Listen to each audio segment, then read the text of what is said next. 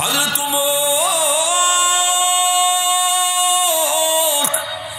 এইবার বলেন ভাই আবু বকর, আমি সোজা মানুষ, আমি এত কিছু বুঝি না, আমি এত কিছু বুঝি না। যদি বিষয়টা এমনই হয়, আমার জীবনের নেকি যদি তোমার জীবনের নেকির চেয়ে বেশি হয়ে যায় রে ভাই আবু বকর, তাহলে আমি ওমর তোমাকে একটা প্রস্তাব দেই, আমি ওমরের জীবনের সব নেকি তুমি লইয়া যাও, বিনিময়ে আমি ওমরকে তোমার জীবনের সব নেকি দেওয়া লাগবে না, মাত্র একটা রাতের নেকি আমাকে দিয়া দাও। আবু বকর সিদ্দিক বলেন রে ভাই ওমর, সেটা কোন রাত, কোন রাতের নেকি তুমি চাইতেছ, কোন রাতের নেকির কথা তুমি বলতেছ? এমনি হযরত ওমর রাদিয়াল্লাহু তাআলা আনহু চোখের পানিটা চাইরা তিনি কয়, সেটা হলো হিজরতের রাত। ওই রাতে তুমি আমার মায়ার নবীকে নিয়ে হিজরত করেছিলে। একদিন দুই দিন নয়, 40 রাত পর্যন্ত তুমি ঘুমাও নাই, দরজার পাশে দাঁড়ায় দাঁড়ায় কান লাগায় লাগায় অপেক্ষায় ছিলা, কখন জানি মায়ার নবী রহমতের নবী তোমার কাছে এসে ডাক দিয়া বলেন, রে আবু বকর চলো, হিজরতের টাইম হয়ে গেছে, এতটুকু সময়ের জন্য এই ডাকটার জন্য তুমি 40 রাত পর্যন্ত ঘুমাও নাই, মায়ার নবীকে নিয়ে তুমি রওনা দিয়ে দিছ, গারে সুরে উঠতে চাইছ। সেই গারে সুর, সেই সমতল জায়গা থেকে কত উঁচা, কত উঁচা, এই গারে সুরের মধ্যে তুমি উঠলা, কিন্তু আমার নবীকে তুমি উঠাইতে দাও নাই, আমার নবীকে পা দিয়া বাইতে দাও নাই, তুমি মায়ার নবীকে নিজের কাঁধের মধ্যে তুমি উঠাইছো, আমার নবীরে নিজের কাঁধে লইয়া, মায়ার নবীরে নিজের কাঁধে লইয়া তুমি নিজে সোয়ারি হইয়া আল্লাহ নবীকে লইয়া তুমি পাহাড় বেয়ে গারে সুরে উঠছ। এ ভাই আবু বকর, ওই রাত, যেই রাতে তুমি গারে সুরের মধ্যে যা উঠছো, গর্তে তুমি আগে ঢুকছো, মায়ার নবীর দাঁড় করাইছো, আর বলছো নবী গো আপনি আগে ঢুকবেন না, আপনি একটু এই গর্তের দরজার সামনে একটু দাঁড়ান গো নবী, আমি একটু ভিতরে ঢুইকা দেখে আসি জায়গাটা নিরাপদ কিনা, যদি কোনো নিরাপদ না হয়, হিংস্র জীব জন্তু থাকে, আমি আবু বকরের ক্ষতি হয়ে যাক, উম্মতের এতটা ক্ষতি হবে না, কিন্তু যদি আপনার কোনো ক্ষতি হয় গো নবী, উম্মত যেই ক্ষতি পাইবে এটা পূরণ করার ক্ষমতা এই উম্মতের নেই। অতএব রহমতের নবী, আপনি জগতে রহমতের নবী, আপনার উসিলায় আল্লাহ পাক জগতে রহমত নাজিল করে। নবী গো, দরজার ওই পাহাড়ের গুহার দরজায় আপনি একটু দাঁড়ান, আমি আবু বকর আগে যায় দরজাটা ভিতরে ঢুকে আমি একটু দেখে আসি। এরপরে ভাই আবু বকর তুমি ভিতরে ঢুকছিলা, ঢুকে নিজের পাগড়িটা সেইরা সবগুলি গর্তের মুখ তুমি বন্ধ করছো, একটা গর্তের মুখ তুমি বন্ধ করতে পারো নাই, ওই গর্তটা তুমি পা দিয়ে আটকায় রাখছো, যেন এই গর্তের ভিতরে কোনো জীব, কোনো বিষাক্ত প্রাণী যদি থাকে, মায়ার নবীর যেন ক্ষতি করতে না পারে, পা দিয়ে তুমি আটকায় রাখছো। এরপরে মায়ার নবীরে তুমি নিজের উরুতে ঘুম পাড়াইছো। এই বইলা হযরত ওমর চুকির পানি দর দর করে জড়ায় কান্দার কই, ভাই আবু বকর তোমার তো 40টা রাত ঘুম নাই, ওই সময় ঘুমের প্রয়োজন ছিল তোমার বেশি, এরপরও তুমি ঘুমাও নাই, বরং আমার মায়ার নবীরে তুমি ঘুম পাড়াইছো। জোরে কোন সুবহানাল্লাহ। ঘুমের প্রয়োজন তোমার বেশি ছিল, কিন্তু নিজে ঘুমাও নাই, মায়ার নবীর ঘুম পাড়াইছো, বিষাক্ত সব তোমার কামড় দিল, মায়ার নবী ঘুমাইছেন তোমার উরুতে, বিষের যন্ত্রণায় তুমি কাতর, এরপরও কিন্তু তুমি বডিটা নাড়াও না। কেন? কারণ বডি নাড়াইলে আমার মায়ার নবীর ঘুম ভেঙে যাবে। কিরিমিরি খায়া, দাঁতের মধ্যে কিরিমিরি খাইয়া চোখ থেকে দর দর করে পানি পড়ে, কিন্তু যন্ত্রণায় তুমি বডি নাড়াও না, কারণ তোমার বডিতে আমার রহমতের নবী ঘুমায় রয়েছে। বডিটা যদি নাড়াও আমার নবীর ঘুম ভেঙে যাবে এমনটা ভেবে তুমি এই রাতে যেই নেকিটা তোমার হয়েছে রে আবু বকর, আমি উমরের জীবনের সব নেকি আমি তোমাকে দিয়া দিলাম, শুধু ওই রাতের নেকিটা আমাকে দিয়া দাও। सिद्दीक तेरा नाम से इस्लाम रहेगा, सिद्दीक तेरा नाम से इस्लाम रहेगा, दुनिया की सदाकत में तेरा नाम रहेगा, दुनिया की सदाकत में तेरा नाम रहेगा, फारूक तेरा नाम से इस्लाम रहेगा, दुनिया की अदालत में तेरा नाम रहेगा, दुनिया की अदालत में तेरा नाम रहेगा, उस्मान तेरा नाम से इस्लाम रहेगा, दुनिया की सखावत में तेरा नाम रहेगा, हैदर तेरा नाम से इस्लाम रहेगा, दुनिया की शजाअत में तेरा नाम रहेगा, मुआविया तेरा नाम से इस्लाम रहेगा, दुनिया की सियासत में तेरा नाम रहेगा, दुनिया की सियासत में तेरा नाम रहेगा। একটু জোরে সুরে বলি আল্লাহু আকবার।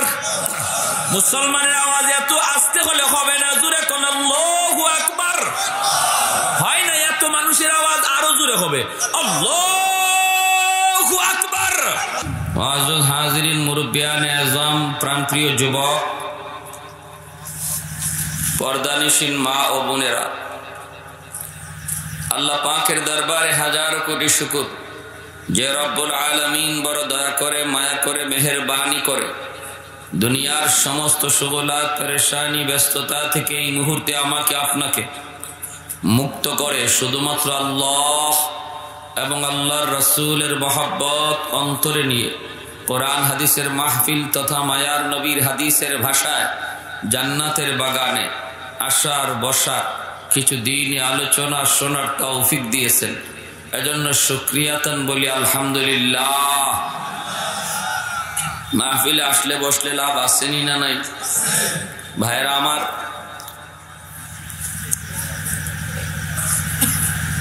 দুনিয়ার মিছিল মিটিং পাহারাদারি করে র‍্যাব পুলিশ, আর যেখানে আল্লাহ এবং তার রাসূলের আলোচনা হয় এই জান্নাতি বাগানের পাহারাদারি করেন রহমতের ফেরেশতারা।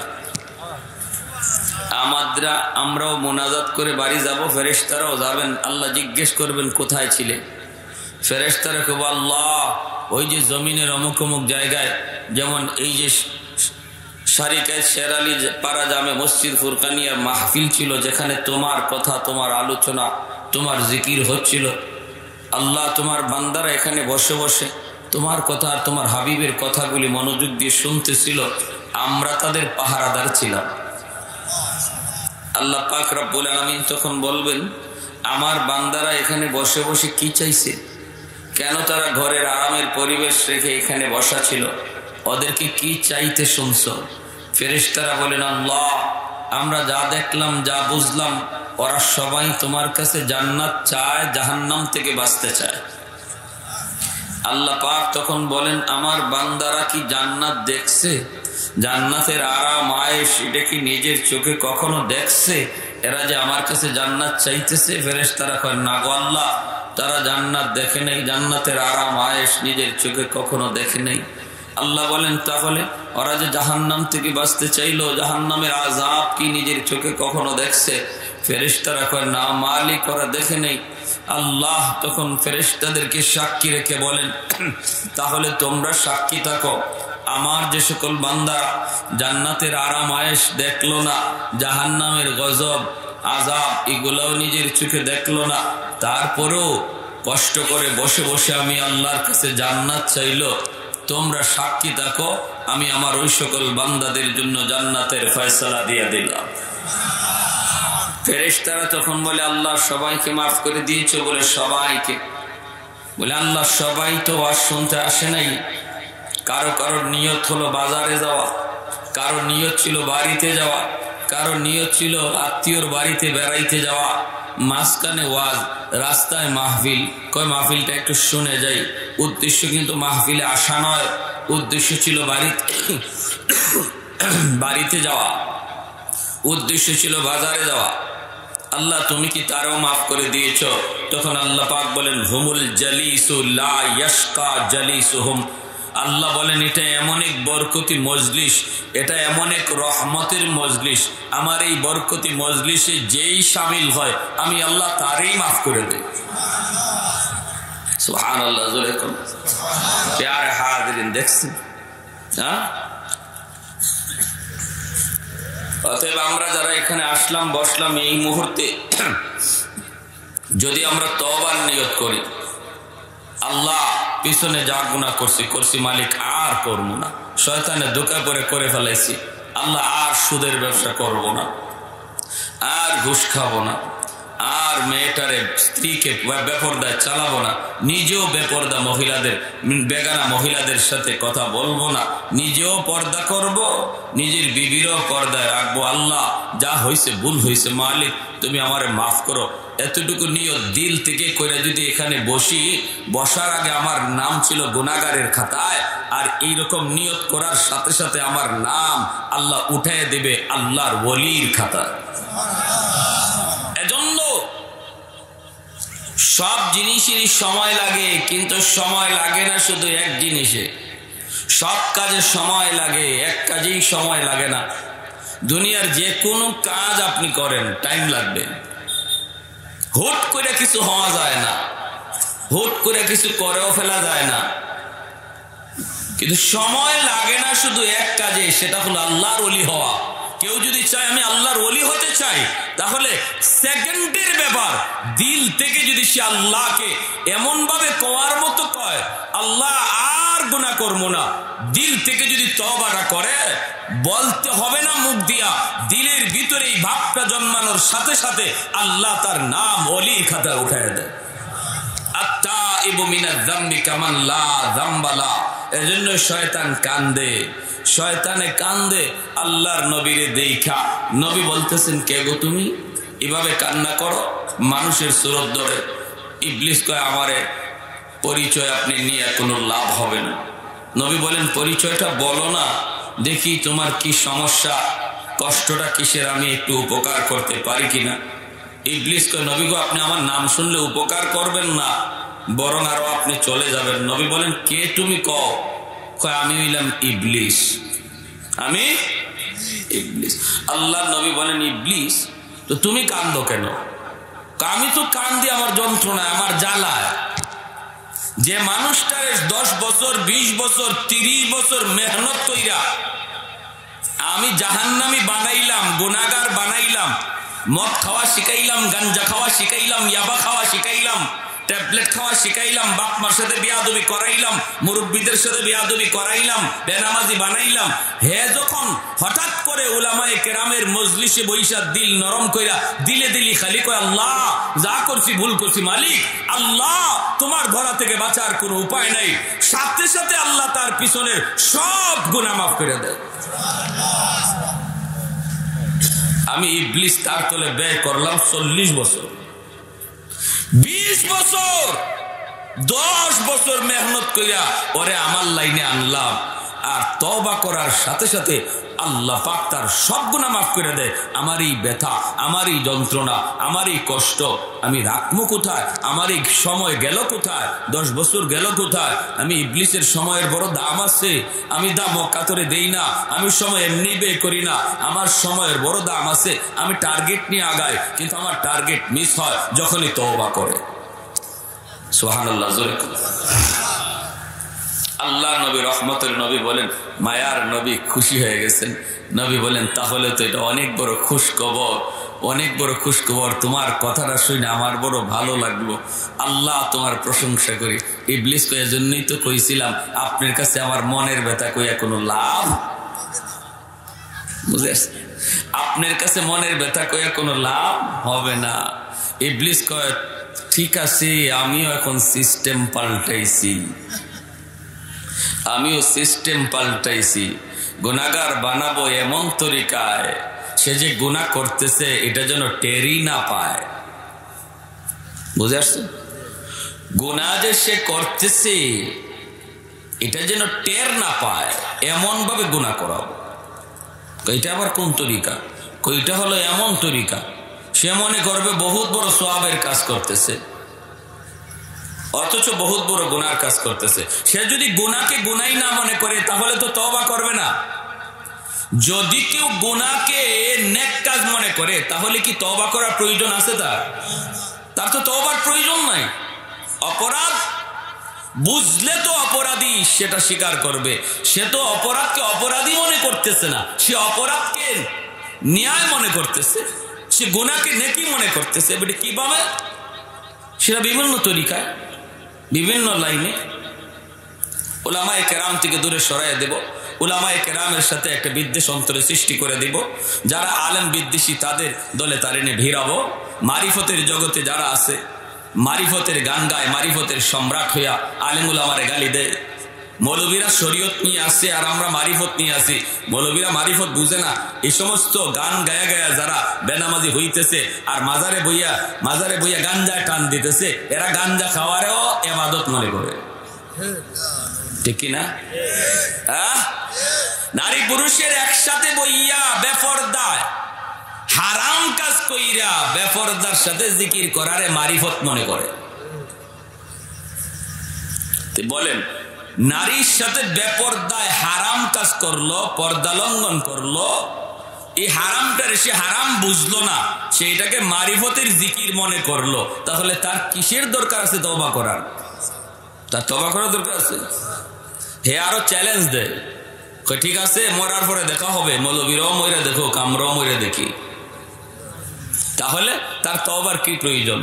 ওই ইবলিসের এটা হলো চালাকি, যে তুমি যখন শেষ সময় আইসা হঠাৎ করে ওয়াজ মাহফিলে বইয়া দিল নরম কইরা আল্লাহ হুজুরে কি কইলো না কইলো, মা চোখ দিয়ে পানি জড়ায় ফেলছে, কলিজা নরম হয়ে গেছে, আর দিলে দিলে তওবা কইরা আমার 20 বছরের শ্রম সব জ্বলে গেছে, না না এমন কাজ আর আমি করবো না। তাহলে এখন থেকে এমন সিস্টেমে তোমার গুনাহগার বানাবো, তুমি মৌলবীদের ধারে কাছেও যাইবা না, আলেম ওলামার ধারে কাছেও যাইবা না।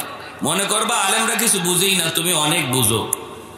ওই এই সিস্টেমে গুনাহগার বানাইলে সার মরণের আগে আর তওবা নসিব হবে না।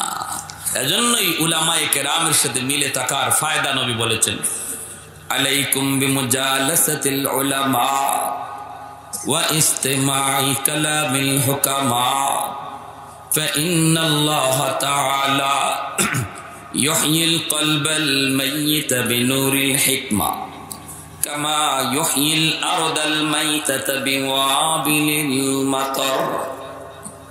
আল্লাহর নবী বলেন, উম্মতের দল, শেষ জমানায় তোমরা তোমাদের মহাদৌলত ঈমান যদি বাঁচাতে চাও তাহলে আমার উম্মতের উলামায়ে কেরামের সাথে মিলেমিশে থাকবা, উলামায়ে কেরামের পরামর্শে চলবা, মাদ্রাসার সাথে সম্পর্ক রাখবা, মসজিদের ইমামের সাথে সম্পর্ক রাখবা, ছাত্রগুলিকে মহব্বত করবা, মাঝে মাঝে উলামায়ে কেরামের মজলিসে সময় পাইলে বসবা। এইভাবে তুমি যখন চলবা তখন ইবলিস তোমার দ্বারে কাছে আসবে না, ইবলিস তোমাকে নিয়ে ষড়যন্ত্র করার চেষ্টাও করবে না। কারণ দেখবে তোমার সম্পর্ক হলো মুফতি সাহেবের সাথে, ইমাম সাহেবের সাথে। ইবলিস মনে করবে না ওখানে গিয়ে আমি কোনোদিন কোনো কাজ করতে পারবো না, আমার সময়টা বেকার যাবে, বেকার। 5 বছর 10 বছর যদি তার পিছনে মেহনত করি এরপর আমার সময়টা যে কোনো সময় বেকার যাবে, বেকার। কারণ তার সম্পর্ক হলো মুহাদ্দিস সাহেবের সাথে, সম্পর্ক হলো মুফতি সাহেবের সাথে, সম্পর্ক হলো ইমাম সাহেবের সাথে, সম্পর্ক হলো উলামায়ে কেরামের সাথে। অতএব উলামায়ে কেরামের মজলিসে কখন জানি বয়, চোখ থেকে এক ফোঁটা পানি ফেলে আল্লাহর কাছে তওবা করে, সাথে সাথে আমার জীবন, আমার 10 বছর 12 বছর 20 বছরের শ্রম ব্যথা যাবে, বৃথা যাবে। এজন্যই মায়ার নবী বলেছেন, ফিতনার জমানায় যদি ঈমান বাঁচাতে চাও তাহলে নিজে নিজে একা একা হাঁটবা না, আলেমদের সাথে সম্পর্ক রাইখা চলবা। ঠিক কিনা? এই জমানা আইছে না? কি কোন জমানা আইছে না? কত রং, কত ঢং, কত সুরত, কত লেবাস। আপনি চিনবেন না, আপনি চিনবেন না, বুঝবেন না, ধরতে পারবেন না সে যে ইমানের ডাকাত আপনি বুঝবেন না, কারণ বন্ধুর বেশে সে ডুববে। লেবাস সুরত, সে বন্ধুর বেশ ধরে ডুববে। অতএব আপনি বুঝবেন না সে কি বন্ধু নাকি ডাকাত, বুঝবে উলামায়ে কেরাম। কারণ উলামায়ে কেরামের কাছে কোরআন হাদিসের রাডার আছে। রাডার, রাডারে যেমন ধরা পড়ে দুশমন সীমানায় ঢুকছে, ঠিক তেমনি উলামায়ে কেরামের কাছে কোরআন হাদিসের রাডার আছে। এই রাডারে ধরা পড়ে তুমি যত সুন্দর লেবাস লইয়া আর যত সুন্দর স্লোগান লইয়ে ঢুকো, তুমি ইসলামের বন্ধু না দুশমন, এটা উলামায়ে কেরামের রাডারে ধরা পড়ে। এজন্যই নবী বলেছেন, তোমরা যারা সাধারণ আমার উম্মত ভালো করে শুনো, ওই যুগটাতে নিজের বাহাদুরিতে চলবা না, নিজের পণ্ডিতি দেখায়ও না। কোরআন পড়ো, হাদিস পড়ো, কিন্তু সর্বদা সম্পর্ক রাখবা আলেমদের সাথে। যে যাই বলবে দৌড় দেওয়া যাবে না, পরামর্শ নিতে হবে ইমাম সাহেবের সাথে। যে যাই বলবে তার কথায় কান দেয়া যাবে না, বলে ঠিক আছে আপনার কথা শুনলাম, এবার একটু বুঝছে নেই মাদ্রাসার বড় হুজুরের কাছ থেকে। তখনই দেখবা সবগুলি ডাকাতের কান খাড়া হয়ে যাবে। ঠিক না? আমার ভাইয়েরা, বন্ধুরা, এজন্য বলতেছিলাম, আমি আপনিও যদি এখন খাটি দিলে তওবার নিয়তে বসি, তাহলে আল্লাহ এই বসার ভিতরে আমার নাম অলির খাতায় আল্লাহ লিখে দেবে। কেমনে অলি হবেন? আপনি বলবেন হুজুর কেমনে, আমার পিছনে খালি গুনাহ আর গুনাহ, এই গুনাহ লই আমি আবার অলি হই কেমনে? না, ঠিক আছে বুঝলাম, আল্লাহ গুনাহ মাফ করে দিছে, ভালো কথা, কিন্তু নেকি কই? নেকি তো নাই। আমার ভাইয়েরা, বন্ধুরা, যুবক, আল্লাহ পাক রব্বুল আলামিন বলেন, ইল্লা মান তাবা ওয়া আমানা ওয়া আমিলা আমালান সালিহা ফাউলাইকা ইউবাদদিলুল্লাহু সাইয়্যাতিহিম হাসানাত ওয়া কানাল্লাহু গফুরুর রহিম। আল্লাহ পাক রব্বুল আলামিন বলেন, যারা ঈমান আনবে, তারপরে তওবা করবে, নেক আমল করবে, রব্বুল আলামিন ওই মানুষগুলার নেকি, ওই মানুষগুলার পেছনের জীবনের সব গুনাহকে আল্লাহ নেকি দ্বারা বদলায় দিবে। তওবার দ্বারা আল্লাহ পাক গুনাহকে নেকি দ্বারা বদলায় দেয়। আমি আপনি যদি এই মুহূর্তে তওবার নিয়তে বসে রে গোলাপ, আল্লাহ পাক রব্বুল আলামিন আমার পিছনের জীবনের গুনাহগুলিকে নেকি দ্বারা বদলায় দিবে। যার গুনাহ যত বেশি হবে, নেকিও আল্লাহ তত বাড়ায় দেবে। তাহলে বোঝা গেল তওবার দ্বারা গুনাহকে নেকি দ্বারা বদলায় দেয় কে? আর একটু জোরে বলেন কে? এজন্যই আবু বকর সিদ্দিক রাদিয়াল্লাহু তাআলা আনহু ওমর ফারুক রাদিয়াল্লাহু তাআলা আনহুকে বলেছিলেন, ভাই ওমর, তোমার জীবনের নেকি আমি আবু বকরের চেয়ে অনেক বেশি, আমি আবু বকরের চেয়ে তোমার জীবনের নেকি অনেক বেশি। ওমর তখন বলেছিলেন, কেমনে, কিভাবে? আপনি হলেন এই উম্মতের মধ্যে শ্রেষ্ঠ, আমার নেকি কেমন করে আপনার চেয়ে বেশি হলো? সিদ্দিক আকবর বলেন, আল্লাহর কোরআনের আয়াত দলিল। আল্লাহ কোরআনের ভিতরে বলেছেন, ইল্লা মান তাবা ওয়া আমানা ওয়া আমিলা আমালান সালিহা ফাউলাইকা ইউবাদদিলুল্লাহু সাইয়্যাতিহিম হাসানাত। রব্বুল আলামিন কেউ যদি তওবা করে, ঈমান আনে, আমল করে, আল্লাহ পাক রব্বুল আলামিন তার পিছনের জীবনের সব গুনাহগুলিকে নেকি দ্বারা বদলায় দেয়। আরে ভাই ওমর, তোমার পিছনের জীবনের গুনাহ আমার চেয়ে অনেক বেশি, আমি আবু বকরের চেয়ে তোমার পিছনের জীবনের গুনাহ অনেক বেশি। ইসলাম গ্রহণ করার আগে তোমার দ্বারা অন্যায় বেশি হয়েছে, অপরাধ বেশি হয়েছে, গুনাহ বেশি হয়েছে, অতএব ইসলাম গ্রহণ করার পর আল্লাহ পাক রব্বুল আলামিন তোমার যতগুলি গুনাহ ছিল সবগুলি গুনাহকে আল্লাহর নেকি দ্বারা বদলাইয়া আমার মন বলে আমি আবু বকরের চেয়ে তোমার নেকি বেশি হয়ে গেছে। কথাটা বুঝে আসছে? হযরত ওমর এইবার বলেন ভাই আবু বকর আমি সোজা মানুষ, আমি এত কিছু বুঝি না, আমি এত কিছু বুঝি না। যদি বিষয়টা এমনই হয় আমার জীবনের নেকি যদি তোমার জীবনের নেকির চেয়ে বেশি হয়ে যায় রে ভাই আবু বকর, তাহলে আমি ওমর তোমাকে একটা প্রস্তাব দেই, আমি ওমরের জীবনের সব নেকি তুমি লইয়া যাও, বিনিময়ে আমি ওমরকে তোমার জীবনের সব নেকি দেওয়া লাগবে না, মাত্র একটা রাতের নেকি আমাকে দিয়া দাও। আবু বকর সিদ্দিক বলেন রে ভাই ওমর সেটা কোন রাত, কোন রাতের নেকি তুমি চাইতেছ, কোন রাতের নেকির কথা তুমি বলতেছ? এমনি হযরত ওমর রাদিয়াল্লাহু তাআলা আনহু চোখের পানিটা চাইরা তিনি কয় সেটা হলো হিজরতের রাত। ওই রাতে তুমি আমার মায়ার নবীকে নিয়ে হিজরত করেছিলে, একদিন দুই দিন 40 রাত পর্যন্ত তুমি ঘুমাও নাই, দরজার পাশে দাঁড়ায় দাঁড়ায় কান লাগায় লাগায় অপেক্ষায় ছিলা কখন জানি মায়ার নবী রহমতের নবী তোমার কাছে এসে ডাক দিয়া বলেন রে আবু বকর চলো হিজরতের টাইম হয়ে গেছে, এতটুকু সময়ের জন্য এই ডাক্তার জন্য তুমি 40 রাত পর্যন্ত ঘুমাও নাই, মায়ার নবীকে নিয়ে তুমি রওনা দিয়ে দিচ্ছ, গারে সুরে উঠতে চাইছ, সেই গারে সুর সেই সমতল জায়গা থেকে কত উঁচা কত উঁচা, এই গারে সুরের মধ্যে তুমি উঠলা কিন্তু আমার নবীকে তুমি উঠাইতে দাও নাই, আমার নবীকে পা দিয়া বাইতে দাও নাই, তুমি মায়ার নবীকে নিজের কাঁধের মধ্যে তুমি উঠাইছো, আমার নবীরে নিজের কাঁধে লইয়া মায়ার নবীরে নিজের কাঁধে লইয়া তুমি নিজে সোয়ারি হইয়া আল্লাহ নবীকে লইয়া তুমি পাহাড় বেয়ে বেয়ে গারে সুরে উঠছো। এ ভাই আবু বকর ওই রাত যেই রাতে তুমি গারে সুরের মধ্যে যা উঠছো,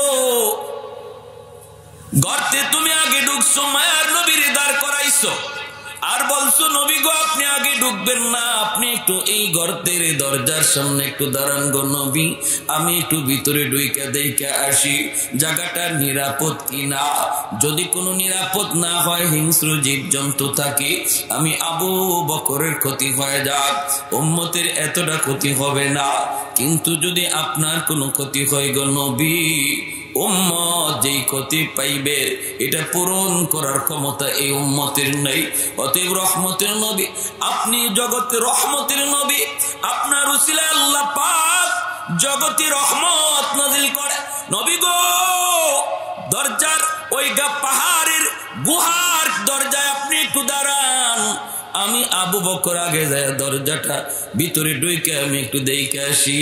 এরপরে ভাই আবু বকর তুমি ভিতরে ঢুকছিলা, ঢুকে নিজের পাগড়িটা সেইরা সবগুলি গর্তের মুখ তুমি বন্ধ করছো, একটা গর্তের মুখ তুমি বন্ধ করতে পারো নাই, ওই গর্তটা তুমি পা দিয়ে আটকায় রাখছো, যেন এই গর্তের ভিতরে কোনো জীব কোনো বিষাক্ত প্রাণী যদি থাকে মায়ার নবীর যেন ক্ষতি করতে না পারে, পা দিয়ে তুমি আটকায় রাখছো। এরপরে মায়ার নবীরে তুমি নিজের উরুতে ঘুম পাড়াইছো। এই বইলা হযরত ওমর চুকির পানি দরদর করে ধরায় কান্দার কই ভাই আবু বকর তোমার তো 40টা রাত ঘুম নাই, ওই সময় ঘুমের প্রয়োজন ছিল তোমার বেশি, এরপরও তুমি ঘুমাও নাই, বরং আমার মায়ার নবীরে তুমি ঘুম পাড়াইছো। জোরে কোন সুবহানাল্লাহ। ঘুমের প্রয়োজন তোমার বেশি ছিল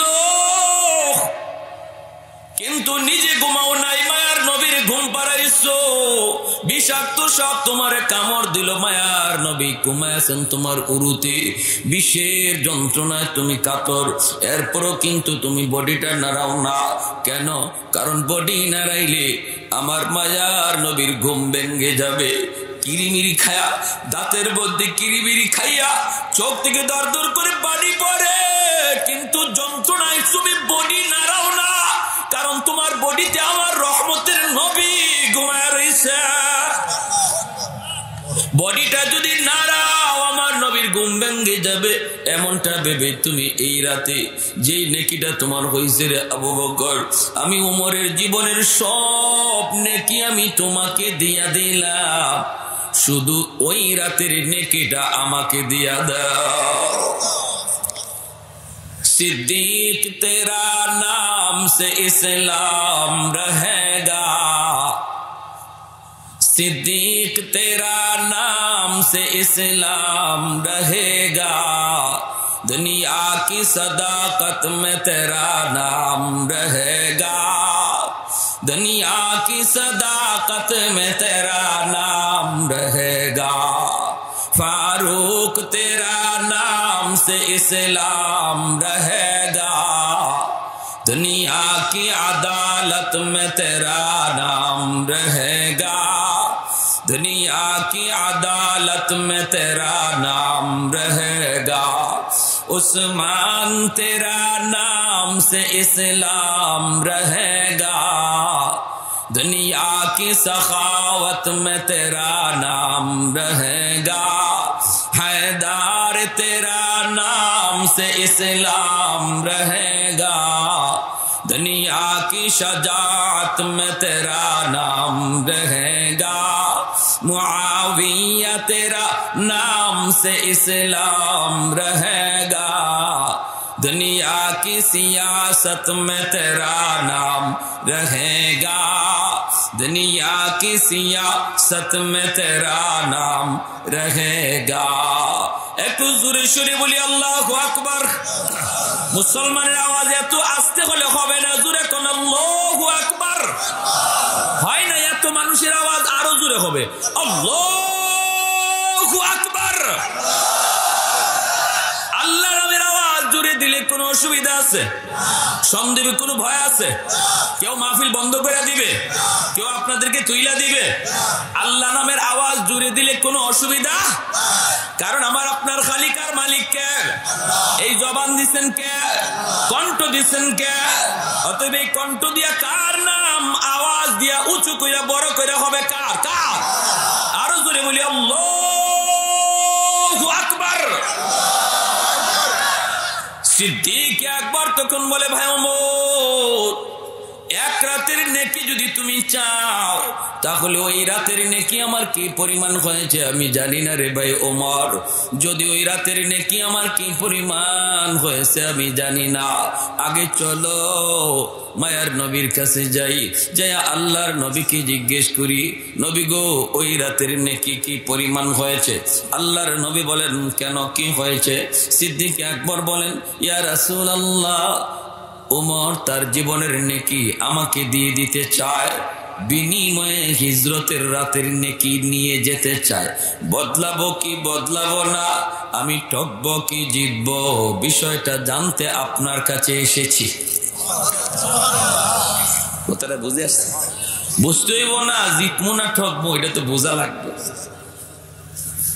আমার ভাইয়েরা, বন্ধুরা, যুবক, দিনের নবী মায়ার নবী বলেন, আবু বকর তুমি তোমার নেকি বদলাবা কি বদলাবা না, ওই রাতের নেকি তুমি ওমরকে দেবা কি দেবা না, আমি নবী জানি না, আমি তোমাকে বলবো না, কারণ দুজন মায়ার নবীর শ্বশুর। দুজন কি নবীজি? দুজন আমার মায়ার নবীর শ্বশুর। নবী যদি কই দিও না তাহলে ওমরে কষ্ট পেতে পারে। ওমরে কইব, নবী কথাটা কেন কইলেন? আবু বকর তো আমারে দিয়া দিছিল। এজন্যই মায়ার নবী বলে, বদলাবা কি বদলাবা না, পাল্টাবা কি পাল্টাবা না, আমি নবী জানি না, তবে তুমি জানতে চেয়েছো ওই রাতের নেকি কেমন, নেকিটা আমি তোমাকে শুনে দেই রে আবু বকর। শুধু উমরের জীবনের নেকি না, গোটা উম্মতের জীবনের সব নেকি যদি এক পাল্লায় রাখা হয়, আর তুমি আবু বকরের হিজরতের রাতের এক রাতের নেকি এক পাল্লায় রাখা হয়, তোমার এক রাতের নেকির পাল্লা ভারী হবে। আরে খুজুরা কোন সুবহানাল্লাহ। এমনি আবু বকর সিদ্দিক কয় ভাই ওমর মাপ চাই আমি বদলাইমু না, মাপ চাই ভাই ওমর আমি পাল্টাবো না, কারণ পাল্টাইলে জিতে না ঠগে, আবু বকর ঠগেন, এজন্য তিনি পাল্টান নাই। ভাইরে এই জন্য বলতেছিলাম, বলুন আজ আমরা যারা এখানে আসলাম, যদি আমি আপনি তওবার নিয়ত করি, তওবা করতে চেয়ারম্যানের কাছে যাইতে হয় না, তওবার নিয়ত করতে এমপি সাহেবের কাছে যাইতে হয় না, তওবার নিয়তে ইমাম সাহেবের হাতও ধরতে হয় না, তওবার নিয়তে পয়সাও খরচ করা লাগে না, তওবা করতে জবান দিয়ে আওয়াজও দেওয়া লাগে না। তওবা হলো অন্তরের বিষয়। অন্তরে অন্তরে যদি আপনি এখানে বসে বসে আল্লাহর কাছে তওবা করেন, মুসা কালিমুল্লাহ কয় মালিক, ও মালিক বৃষ্টি দাও, বৃষ্টি দাও, বৃষ্টি দাও, আল্লাহ তুমি বৃষ্টি দাও, এতটুকু বৃষ্টি হয় না, হয় না, হয় না, হয় না। বিশাল এক জনসভার ভিতরে মুসা কালিমুল্লাহ নিয়ে বসছেন, ওই অবস্থায় আল্লাহ পাক জানাই দিছে, মুসা এই বিশাল জনগণের ভিতরে একজন মানুষ আছে গুনাহগার, এখনো সে তওবার নিয়ত করে নাই, সবাই তওবার নিয়ত করে ফেলছে, একটা মানুষ এখনো তওবার নিয়ত করে নাই রে মুসা, এই লোকটা যদি এখান থেকে উঠে চলে না যায়, আমি আল্লাহ রহমতের বৃষ্টি দিব না, দিব না। মুসা কালিমুল্লাহ তিনি ঘোষণা দিয়া জানিয়ে দিলেন, সবাই তওবার নিয়ত করে ফেলেছে, সুদখোর সুদ ছাইরা দিবে নিয়ত করেছে, ঘুষখোর ঘুষ খাবে না নিয়ত করেছে, বেপরদা যে চলে আর বেপরদা চলবে না নিয়ত করেছে, বেনামাজি নিয়ত করেছে আর বেনামাজ ছাড়বে না, জীবনে আর কোনোদিন নামাজ ছাড়বে না। কিন্তু আমাদের ভিতরে এমন কোন মানুষটা এখনো আছে, যেই মানুষটা এখনো তার জীবনের গুনাহ ছেড়ে দেওয়ার নিয়ত করে নাই। তুমি আল্লাহর দোহাই তুমি এই মজলিসটা ছেড়ে চলে যাও, নতুবা রহমতের বৃষ্টি আসবে না।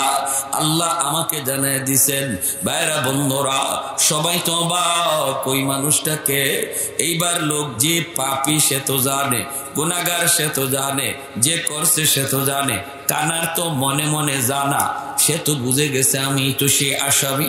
এখন যদি আমি এখান থেকে উঠে চলে যাই, আমি যদি দাঁড়ায় যদি আমি উঠে চলে যাই, আর যদি আমি গাওরামি করি, বলবো না তওবা করবো না, যাইবো না, তাহলে তো আল্লাহ, যেই আল্লাহ মুসারে এই কথা জানাই দিছে, সে আল্লাহ আমার নামও জানাইতে পারে, ঠিক না?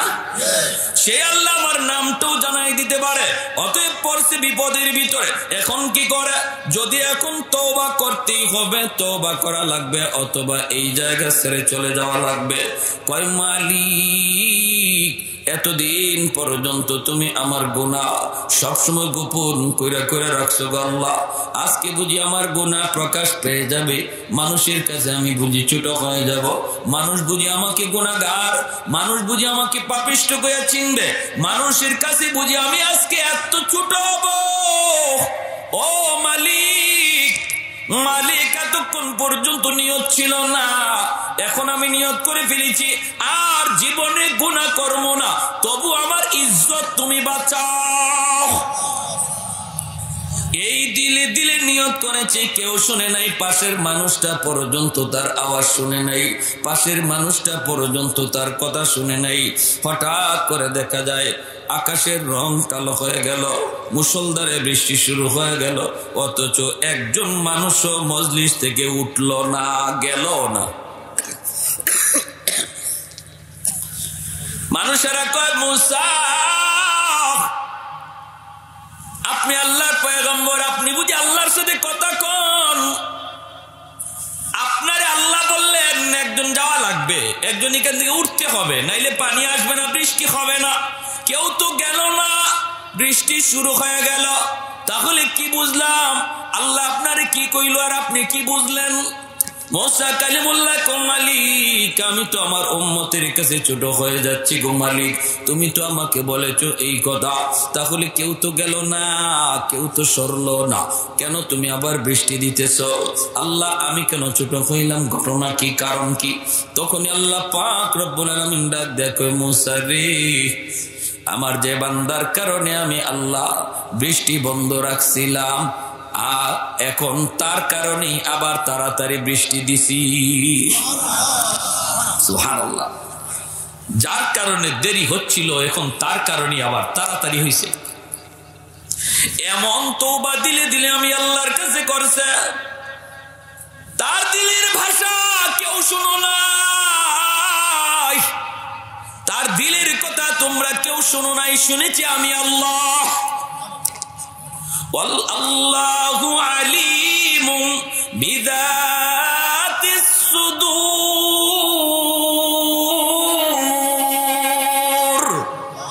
অন্তরের খবর জাননেওয়ালা শুধুমাত্র কে? আরেকটু আওয়াজ দিয়া বলেন কে? আরেকটু জোরে বলেন কে? নাকি দয়াল বাবা, কিবলা বাবা, খাজা বাবা, জটাশা, ল্যাংটাশা? কোন বাবাই মনের খবর জানে না। মনের খবর জানেন শুধুমাত্র কে? আল্লাহ। বিশ্বাস আছে তো? কোন সন্দেহ আছে? কোন ভেজাল আছে? সন্দীপের মানুষ আপনারা, নির্ভেজাল মুমিন, ঠিক কিনা? ভেজাল কম আলহামদুলিল্লাহ। বহুত বড় বড় আল্লাহর ওলিরা এই জমিনে শুয়ে আছেন, এই জমিনে জন্ম নিচ্ছেন। আমার জীবনের প্রথম আশা, শুধু শুনেছি সন্দীপ সন্দীপ না, আসলাম আলহামদুলিল্লাহ। সভাপতি সাহেব এখানে আছেন, ওনার আপ্যায়ন, ওনার কথা, ওনার আচরণ, ওনার আখলাক আমি মুগ্ধ হয়েছি। শোয়েব আপনাদেরই সন্তান, সেই কষ্ট করে চলে গেল কুমারী, কি কয়, কুমিরাঘাট। কুমিরাঘাট, এই কুমিরাঘাট খুঁজতে রাত্রে আমি 1 ঘন্টা ঘুরছি খালি। আমি তো 4:30 5টা বাজে চলে আসছি কুমিরাঘাটে ফজরের সময়, কিন্তু এই সময় তো আর স্পিডবোট চলে না। মসজিদে একটু রেস্ট নিলাম, শোয়েব যাইতেও দেরি হয়েছে, তারও আবার স্পিডবোটের তেল শেষ। এই মাঝ সাগরে আমার জীবনের প্রথম সাগরের উপর দিয়ে এই ঢেউ দেখা। কি বুঝলেন? হ্যাঁ, ওরে আল্লাহ। আর আমি শুধু কল্পনা করলাম যে আপনাদেরকে খুঁজে বাইর করছে কেডা, আপনাদেরকে খুঁজে বাইর করছে কেডা, হেরে আমার চিনা দরকার। আর সমুদ্র মনে হয় 2 দিন যাবত আবহাওয়াটা বেশি খারাপ, আবহাওয়াটা খারাপ, কলিজায় পানি নেই। যাকে এরপর আলহামদুলিল্লাহ আপনাদের দোয়া আল্লাহ পাক হাজির করছে, বলি আলহামদুলিল্লাহ। আমার ভাইরা জন্য অন্তরের খবর জানেন কে? আল্লাহ। আমার ভাইরা জন্য তওবা করতে মুখে প্রকাশ করতে হয় না, টাকা ব্যয় করতে হয় না, চেয়ারম্যানের হাত ধরতে হয় না, ইমাম সাহেবের হাতও ধরতে হয় না, শুধু একটা দিলের প্রয়োজন, ঠিক না? একটা অনুতপ্ত দিলের প্রয়োজন, অনুশোচনার একটা প্রয়োজন। কেউ এখানে বসে যদি খালি দিলটারে নরম করে বলে, আল্লাহ জানি না আমার জীবনের এই রাত শেষ রাত কিনা, জানি না এই মাহফিল আমার জীবনের শেষ মাহফিল কিনা, আল্লাহ সমবয়সের কতজন তো কবরে চলে গেল, আল্লাহ আল্লাহ তওবা করলাম মালিক, আর তোমারে নারাজ করবো না। মুহূর্তের ভিতরে কেউ শুনলো না, জানলো না, আল্লাহ আপনার পিছনের সব গুনারে নেকি বানাইয়া ওলির খাতায় আল্লাহ নাম উঠাই দিয়ে।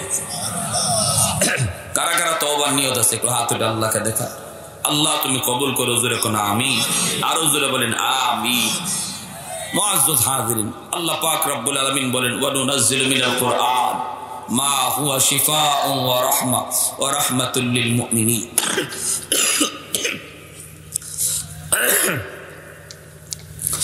আল্লাহ পাক বলেন, আমি কোরআন নাজিল করেছি তোমাদের জন্য শিফা বানায়া, আরোগ্য, এবং মুমিনদের জন্য রহমত বানায়া। তাহলে কোরআন হলো আমাদের জন্য রহমত, কোরআনের প্রতিষ্ঠান হলো সমাজের জন্য রহমত, ঘরে কোরআন তেলাওয়াত ঘরের জন্য রহমত, সমাজে একটা দ্বীনি মাদ্রাসা